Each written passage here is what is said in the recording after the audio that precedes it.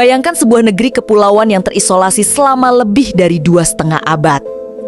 Sebuah bangsa yang menutup rapat pintu gerbangnya dari dunia luar. Menjaga budaya, kebanggaan, dan tradisi kuno yang dianggap suci.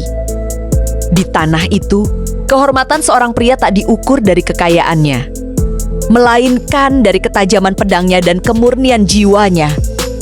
Itu adalah Jepang pada awal abad ke-19. Sebuah negeri yang masih berdiri di atas dasar feodalisme, kode kehormatan Bushido, dan kelas sosial yang kaku. Samurai adalah penjaga tatanan, darah bangsawan militer yang selama berabad-abad memegang kuasa, dihormati dan ditakuti. Namun dunia tak pernah berhenti berubah. Ketika mesin uap menggerakkan benua Eropa, ketika meriam baja mengubah perang menjadi pembantaian massal, dan ketika bendera Amerika berkibar di kapal hitam raksasa yang menyeberangi Samudra Pasifik, ombak sejarah menghantam Jepang dengan kekuatan yang tak dapat dihentikan. Pada tahun 1853, armada Amerika yang dipimpin oleh Commodore Matthew Perry memasuki Teluk Edo. Dengan kapal-kapal perang hitam yang memuntahkan asap pekat seperti naga besi dari dunia lain. Dentuman meriam peringatan yang menggema di udara seperti suara takdir, mengguncang seluruh Jepang. Dalam sekejap, Jepang menyadari bahwa pedang katana yang mengilap tidak lagi bisa menandingi kekuatan modern. Dan dari ketakutan itu lahirlah perpecahan. Di satu sisi berdiri mereka yang percaya bahwa satu-satunya cara untuk menyelamatkan Jepang adalah mengadopsi teknologi dan strategi Barat. Membangun tentara modern, meninggalkan feodalisme, dan membuka negeri kepada dunia. Mereka mendukung kekuatan Kaisar Meiji, simbol lahirnya Jepang baru. Di sisi lain berdiri mereka yang melihat modernisasi sebagai pengkhianatan terhadap roh bangsa. Mereka yang meyakini bahwa samurai adalah pelindung sejati Jepang. Dan bahwa membuka diri pada Barat berarti memberi racun pada masa depan. Mereka setia pada kesogunan Tokuga, pemerintahan militer yang telah berkuasa lebih dari 260 tahun. Perang sipil pun meletus. Perang yang akan menentukan apakah Jepang akan tetap hidup dalam tradisi kuno atau berubah menjadi kekuatan modern. Perang yang mempertemukan samurai bersenjata katana dan baju zirah lameller, melawan pasukan modern dengan senapan, artileri, dan taktik Barat. Perang yang akan mengguncang fondasi budaya, memutus sejarah lama, dan melahirkan era baru. Inilah perang ketika samurai terakhir berdiri menghadapi badai perubahan. Perang itu disebut Perang Boshin.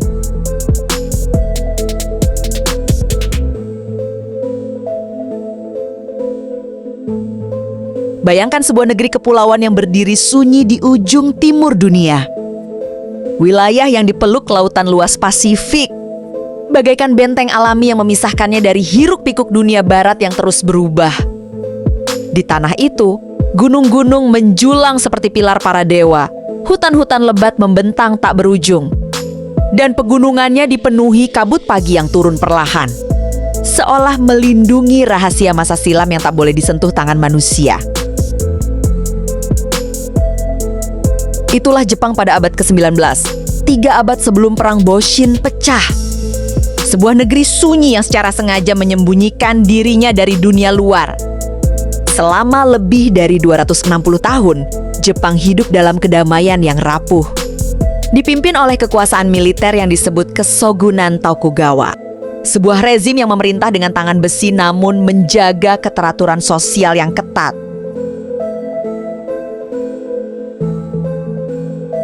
Di bawah sistem ini, Jepang terbagi menjadi lebih dari 250 domain feodal yang disebut Han. Masing-masing dipimpin oleh seorang daimyo, tuan wilayah yang memegang kekuatan militer dan ekonomi. Namun semua daimyo tunduk pada satu penguasa tertinggi yang disebut shogun. Pemimpin militer yang memerintah dari pusat kekuasaan di Edo yang kelak menjadi Tokyo. Di puncak piramida sosial berdiri kelas samurai, kasta prajurit yang hidup bukan untuk kekayaan, tetapi untuk kehormatan. Mereka mengenakan dua pedang, yaitu katana dan wakizashi, simbol status dan jiwa. Mereka memegang teguh Bushido, kode moral yang mengajarkan keberanian mutlak, kesetiaan tanpa syarat, dan kesediaan mati kapan saja demi tuannya. Dalam dunia mereka, lebih baik mati dengan terhormat daripada hidup dalam rasa malu. Di bawah samurai, terdapat petani, pengrajin, dan pedagang kelas-kelas sosial yang terikat dalam struktur yang ketat. Semua orang tahu tempatnya, dan tak ada yang boleh melampaui batas. Sejak awal abad ke-17, Jepang menjalankan kebijakan sakoku penutupan total terhadap bangsa asing. Pelabuhan-pelabuhan ditutup. Perdagangan luar negeri dibatasi hanya dengan Belanda dan Cina melalui satu pelabuhan kecil di Nagasaki. Dan setiap kapal Jepang yang meninggalkan negeri dilarang kembali. Tak seorang pun diizinkan pergi keluar, dan tak seorang pun diizinkan masuk. Bagi masyarakat Jepang, dunia luar adalah ancaman, dan Barat dianggap sebagai bayang-bayang gelap yang membawa kehancuran. Dan karena tak ada perang besar selama 2,5 abad, seni perang menjadi sesuatu yang suci dan filosofis. Lebih banyak tentang disiplin dan meditasi, bukan tentang pembunuhan massal. Namun di balik ketenangan yang indah itu, ada sesuatu yang membusuk secara perlahan. Selama berabad-abad tanpa peperangan, samurai mulai kehilangan fungsi aslinya. Banyak dari mereka berubah menjadi birokrat, guru, pelatih ilmu militer, atau hanya menjalani hidup sederhana dengan tunjangan kecil dari daimyo. Mereka tidak lagi merasakan gemetar medan perang, tidak lagi menggunakan pedang dengan tujuan nyata.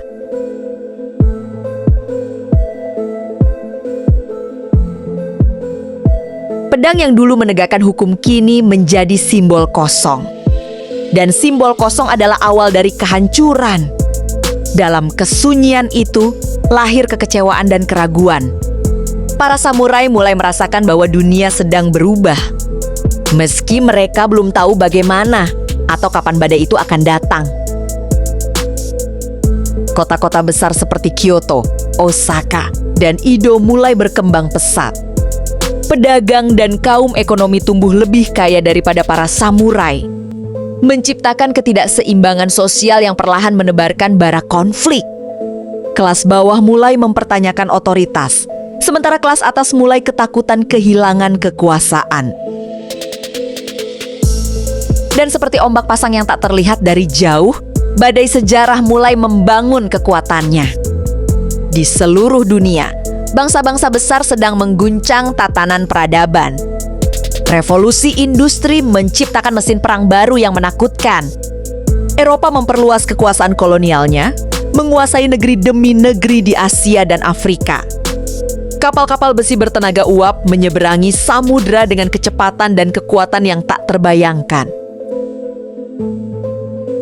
Di tengah dunia yang sedang berubah cepat itu, Jepang justru berdiri diam. Seperti samurai tua yang menolak meninggalkan tradisi.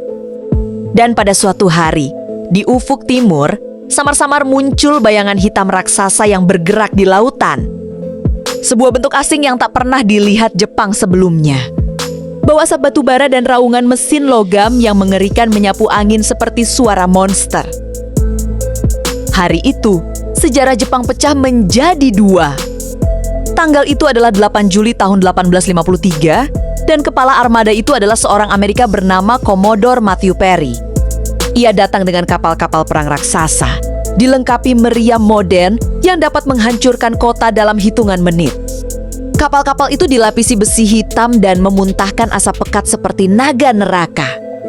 Penduduk Jepang menjuluki armada itu Kurofune atau kapal-kapal hitam. Dentuman tembakan meriam peringatan Perry bergema di Teluk Edo, memecah kesunyian Jepang yang telah bertahan selama 2,5 abad.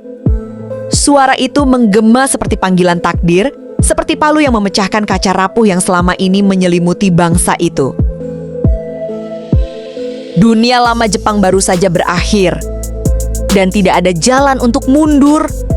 Suara meriam itu adalah pembuka babak perang terbesar dalam sejarah bangsa itu. Angin musim panas berhembus lembut di Teluk Edo pada pagi hari tanggal 8 Juli tahun 1853. Langit biru tampak tenang dan ombak kecil memukul bibir pantai dengan irama yang menenangkan. Nelayan desa pesisir menyiapkan jala mereka. Kapal-kapal kayu kecil berbaris di dermaga dan kehidupan tampak berjalan seperti biasa. Seperti telah berlangsung selama berabad-abad tanpa gangguan dari dunia luar. Tidak seorang pun di Jepang membayangkan bahwa hari itu akan mengubah arah sejarah bangsa untuk selamanya. Di kejauhan, sebuah garis hitam muncul di horizon. Awalnya hanya seperti bayangan samar, seperti kabut yang tidak wajar, tetapi semakin lama semakin jelas. Di permukaan air, muncul bentuk-bentuk raksasa yang bergerak tanpa menggunakan layar. Penduduk setempat berhenti bekerja. Mata mereka membelalak, hati mereka berdegup tegang. Mereka belum pernah melihat benda seperti itu. Ketika suara gemuruh berat mulai terdengar, seperti guru yang datang dari perut bumi, ketakutan mulai merayapi tanah. 4 kapal raksasa muncul dari balik kabut laut berwarna hitam pekat, lebih besar dari kastil manapun di daratan Jepang. Asap hitam tebal memuntah dari cerobong besi mereka, menodai langit seperti ular gelap yang melilit cakrawala. Kapal-kapal itu tidak melaju dengan bantuan angin, tetapi dengan kekuatan mesin logam yang menggerakkan baling-baling raksasa. Menghasilkan suara yang menggetarkan air dan tanah. Meriam-meriam baja tampak berjajar di lambung kapal, seperti gigi predator raksasa yang siap memakan apa saja di hadapannya.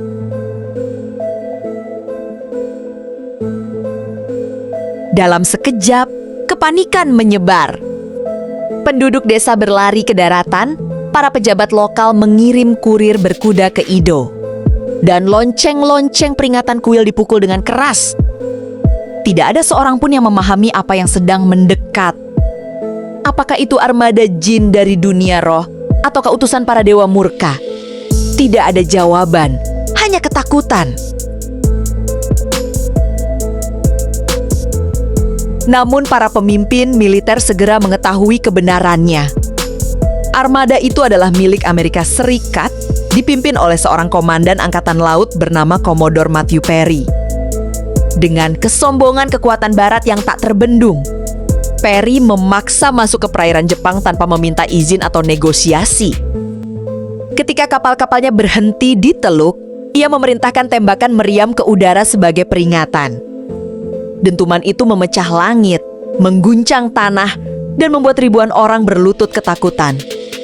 Jepang menyadari bahwa dunia telah berubah, dan bahwa mereka tidak memiliki pilihan untuk mengabaikannya.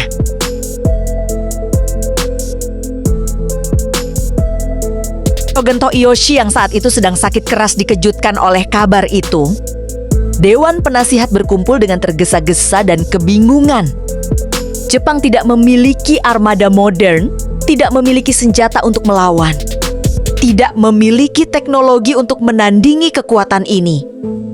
Meriam kuno di benteng pesisir tidak mampu menjangkau kapal-kapal raksasa yang berdiri jauh di teluk. Dan jumlah prajurit samurai terbesar sekalipun tidak akan bisa menembus dinding baja kapal-kapal itu.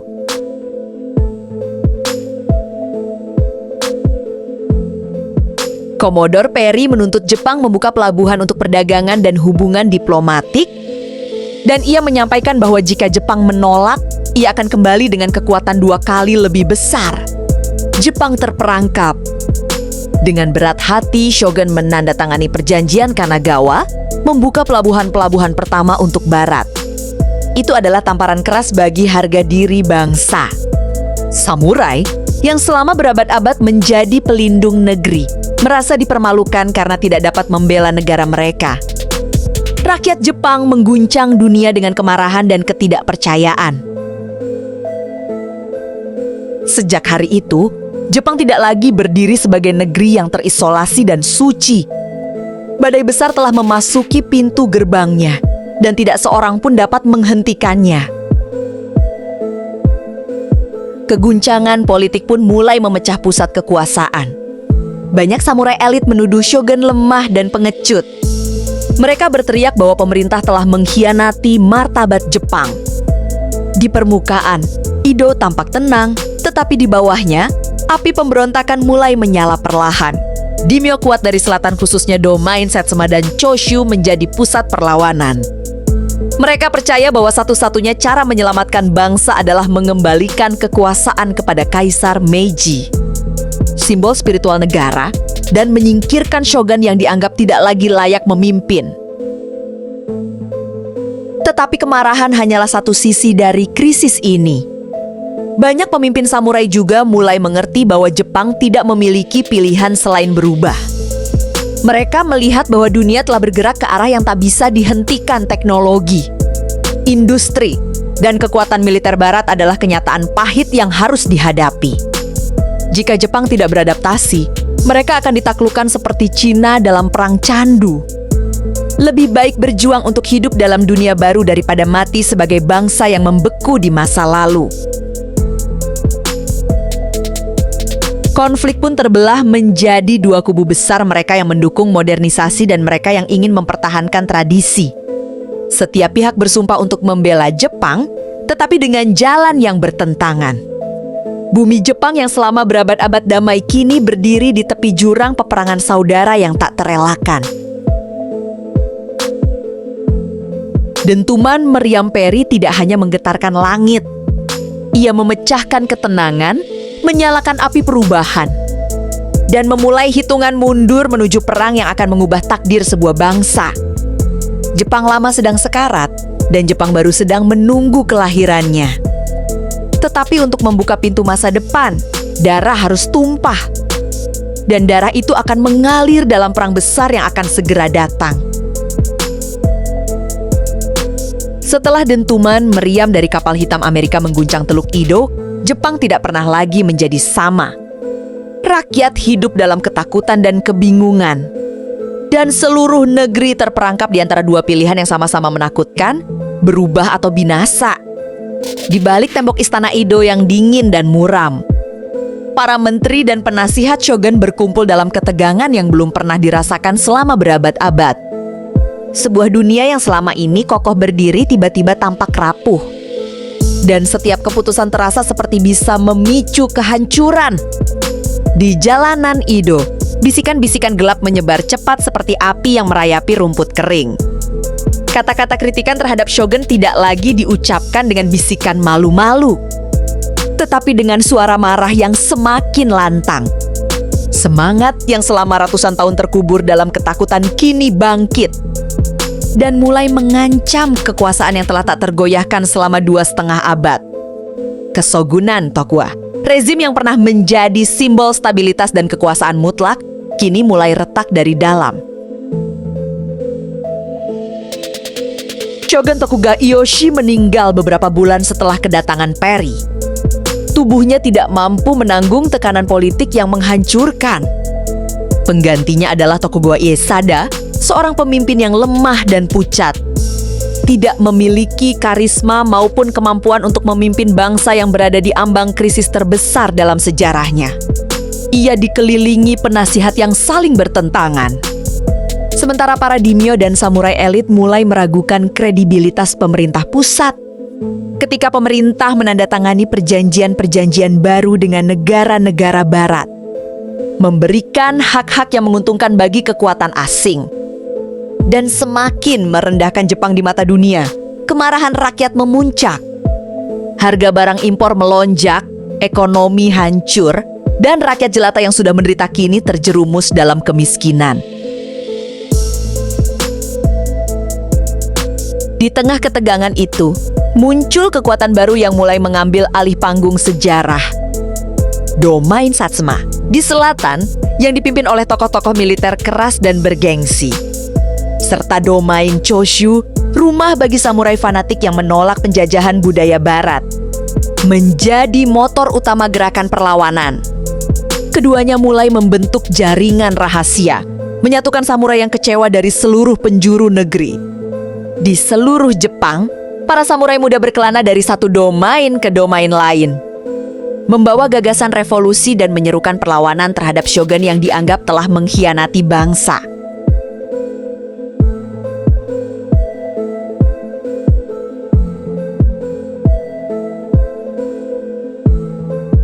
slogan baru bergema di seluruh negeri.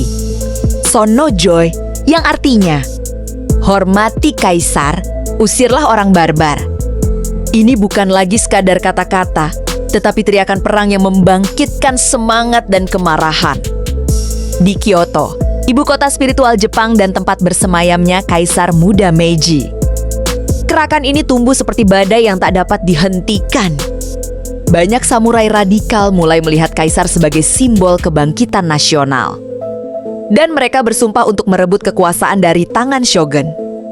Jepang terbelah menjadi dua kutub yang semakin jauh, kekuatan barat yang memaksa perubahan dari luar, dan kekuatan nasionalis yang ingin mempertahankan roh Jepang dengan menggulingkan rezim yang dianggap pecundang.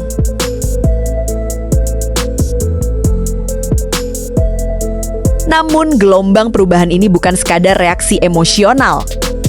Beberapa pemimpin samurai mulai memahami kenyataan pahit. Jepang tidak bisa kembali ke masa lalu. Dunia modern telah tiba dan menolak kenyataan berarti bunuh diri sebagai sebuah bangsa. Tokoh-tokoh seperti Kido Takayoshi, Sago Takamori, dan Okubo Toshimichi mulai mendorong jalan baru untuk Jepang. Mereka berpendapat bahwa untuk menyelamatkan bangsa, Jepang harus menjadi kuat seperti Barat, bukan tunduk pada mereka. Jepang harus membangun tentara modern, menguasai teknologi industri, dan menyatukan negeri di bawah kekuasaan kaisar yang sah. Loyalitas dan romantisme masa lalu tidak lagi cukup menghadapi ancaman global yang nyata.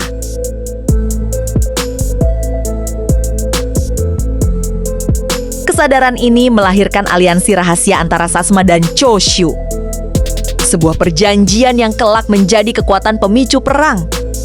Aliansi yang disatukan bukan oleh persahabatan, tetapi oleh kebutuhan nasional dan tekad tak terbendung untuk menghapus kekuasaan Tokugawa. Dunia feodal yang selama berabad-abad dipenuhi perpecahan kini menemukan musuh bersama.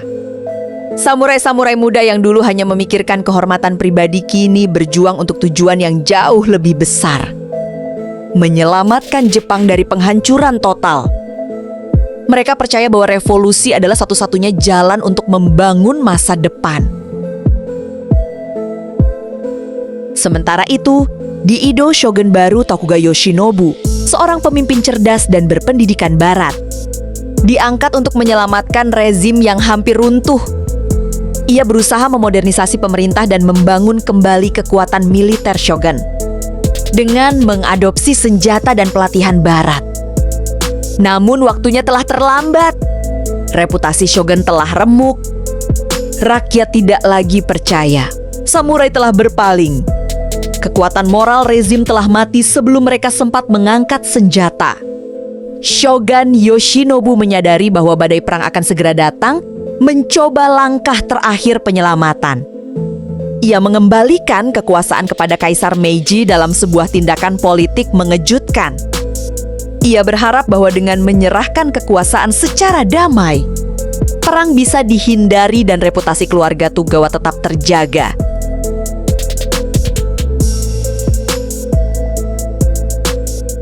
Tetapi harapan itu adalah ilusi. Aliansi Satsuma Choshu menolak kompromi. Mereka ingin memastikan bahwa kekuasaan Tokugawa dihancurkan sepenuhnya tanpa ruang untuk kembali. Mereka menuntut agar kekuasaan shogun dilucuti total dan wilayah Tokugawa disita. Ketika tuntutan itu ditolak, jalan menuju perang terbuka pun tak terelakkan. Negosiasi runtuh, ancaman berubah menjadi kemarahan. Dan kemarahan berubah menjadi api.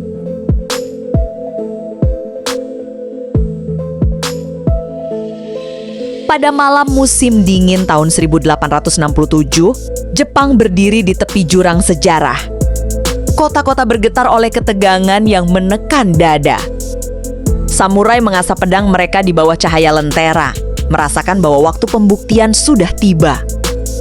Senapan modern dari Inggris dan Prancis dikirim kedua belah pihak, mengubah tanah Jepang menjadi panggung perang antara tradisi dan modernitas. Seluruh negeri menahan napas, menunggu letusan pertama dari badai yang tak terhindarkan.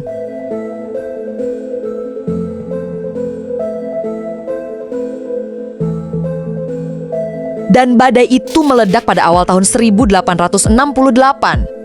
Ketika pasukan kekaisaran dan tentara shogun berhadapan untuk pertama kalinya. Dalam pertempuran yang akan menandai dimulainya perang sipil terpenting dalam sejarah Jepang. Matahari musim dingin terbit di atas Teluk Edo membawa kesunyian yang menipu. Di balik ketenangan itu, Jepang sedang berada di ambang ledakan paling besar dalam sejarahnya. Pada awal tahun 1868, konflik antara faksi yang pro-restorasi dan para pendukung kekuasaan, Shogun Tokugawa, berubah dari ketegangan politik menjadi perang terbuka. Pasukan Domain Satsuma dan Choshu bersama pendukung kekaisaran lain bergerak cepat untuk menguasai titik-titik penting di istana dan pemerintahan. Sementara itu, pasukan shogun yang dipimpin oleh Kugawa Yoshinobu memobilisasi kekuatan militer tradisional dan modern guna mempertahankan supremasinya. Episode paling menentukan di awal perang terjadi di Perang Toba Fushimi pada Januari tahun 1868. Ketika pasukan shogun yang berjumlah lebih besar dan berpengetahuan perang lebih luas berhadapan dengan pasukan kekaisaran yang lebih kecil namun memiliki senjata modern dan moral yang menyala-nyala. Di medan perang yang dingin dan berkabut, suara meriam dari senjata artileri barat menghancurkan formasi samurai tradisional yang selama berabad-abad mengandalkan pedang dan busur. Pasukan kekaisaran memanfaatkan senapan mini artillery howitz serta dukungan taktis dari penasihat militer asing yang memberikan keunggulan strategi. Di sisi lain, prajurit shogun yang penuh kehormatan dan keberanian tetap maju dengan armor tradisional, pedang katana yang berkilau, serta tekad untuk mempertahankan peninggalan leluhur.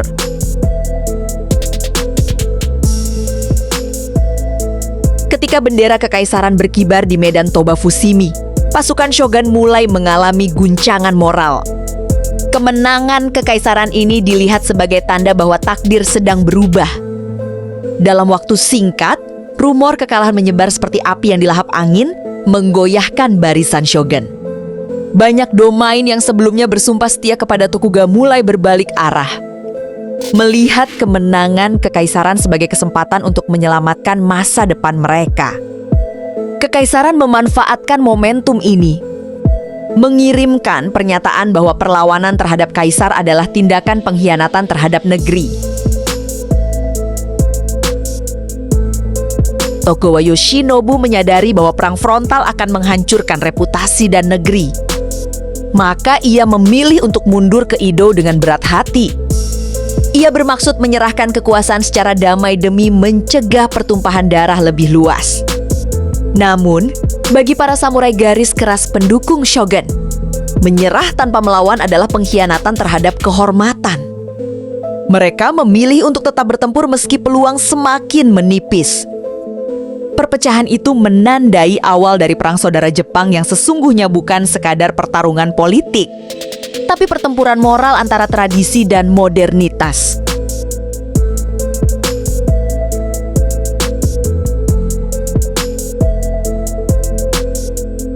Di tengah kekacauan, suara genderang perang bergema dari timur hingga utara Jepang.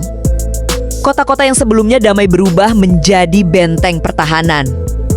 Samurai mempertaruhkan nyawa untuk kebenaran yang mereka yakini. Sementara kekaisaran terus menggelinding seperti ombak besar yang menghantam pantai, bergerak menuju kemenangan yang tak terelakkan. Perang Boshin kini bukan lagi sekadar perebutan kekuasaan, tetapi pertempuran ideologi yang akan menentukan wajah Jepang selama 1000 tahun ke depan. Ketika pasukan kekaisaran bergerak ke arah Edo, kota terbesar dan terpenting di Jepang, ketegangan mencapai puncaknya. Edo bukan hanya pusat kekuasaan politik shogun, tetapi juga simbol kemakmuran, budaya, dan kebanggaan kaum samurai.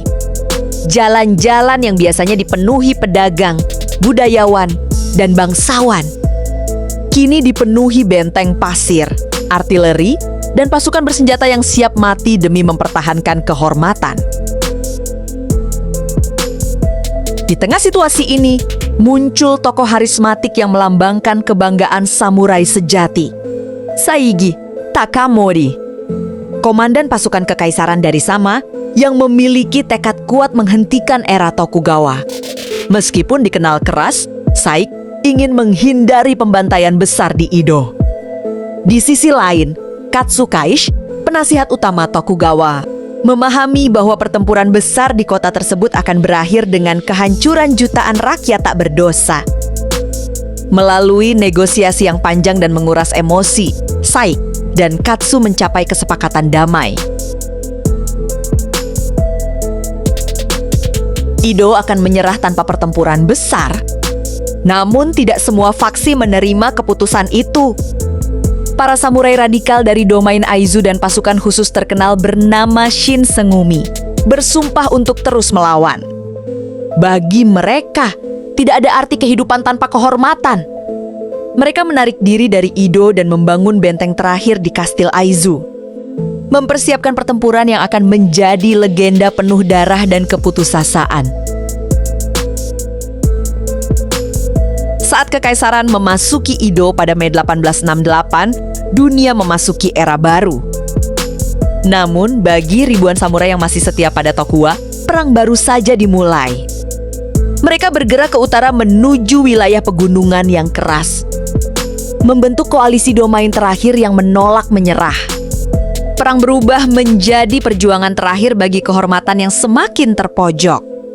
Samurai yang dulu ditakuti kini berubah menjadi prajurit terluka yang terdesak di medan perang yang semakin sempit. Di Aizu, para samurai muda dari unit Byakutai, remaja berusia belasan tahun bertarung hingga darah terakhir. Ketika mereka melihat Kastil Aizu terbakar dari kejauhan, mereka percaya bahwa semua sudah berakhir dan memilih mengakhiri hidup mereka sebagai bentuk kesetiaan kepada tuan mereka. Cerita itu kelak menjadi simbol paling tragis tentang kehormatan samurai dan harga yang harus dibayar oleh sebuah bangsa ketika harus memilih antara masa lalu dan masa depan. Namun, meski perjuangan Aizu penuh kepahlawanan, kejatuhan mereka menandakan berakhirnya dominasi samurai lama. Kekaisaran dengan senjata modern dan strategi baru terus mendorong sisa-sisa perlawanan ke Hokkaido, tempat di mana babak terakhir perang akan terjadi.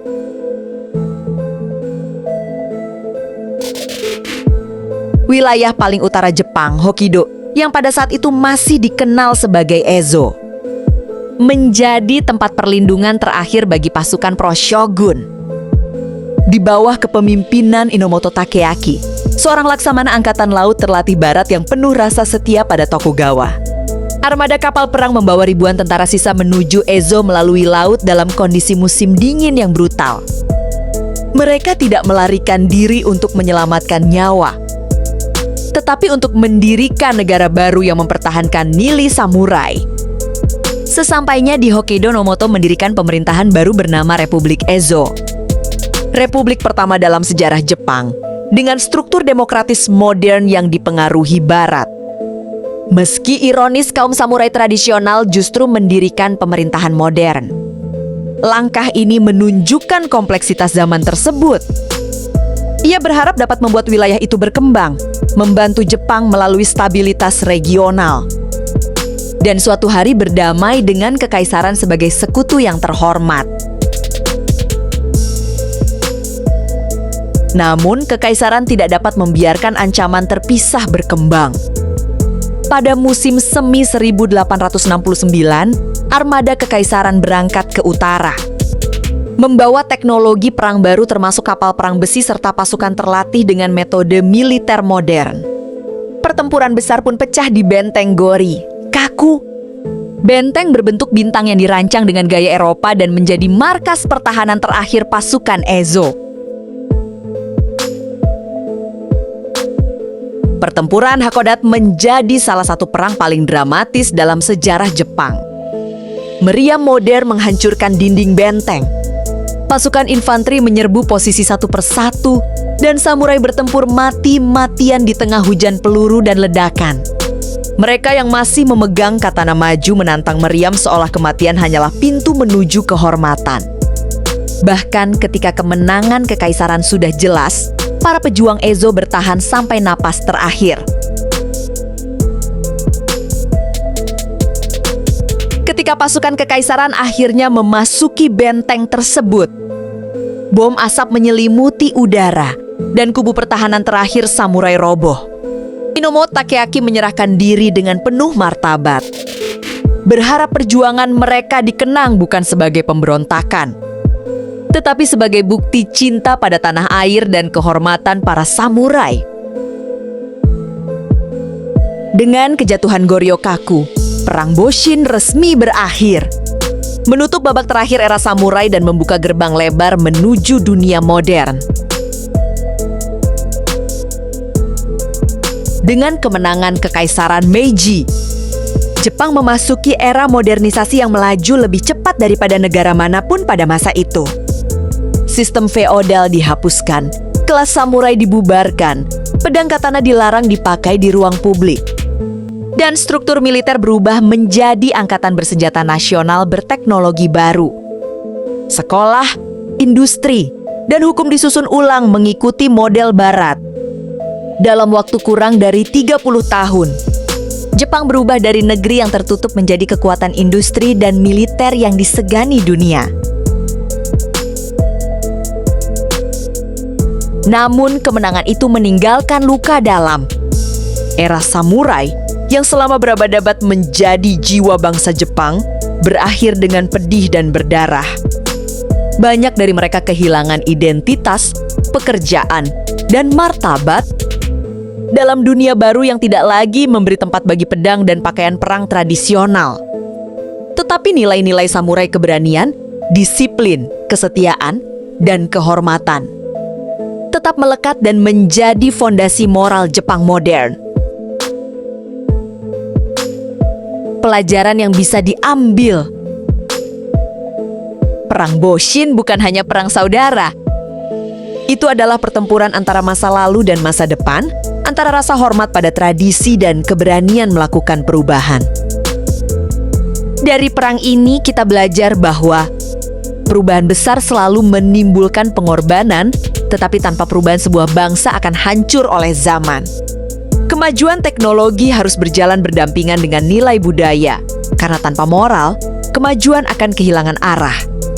Keberanian bukan hanya bertarung sampai mati, tetapi juga menerima kenyataan demi masa depan yang lebih baik. Sejarah tidak hanya milik pemenang, tetapi milik semua yang berkorban untuk keyakinannya. Perang Boshin mengakhiri satu era dan memulai era lain. Samurai mungkin telah gugur, tetapi semangat Bushido tetap hidup di hati Jepang selamanya.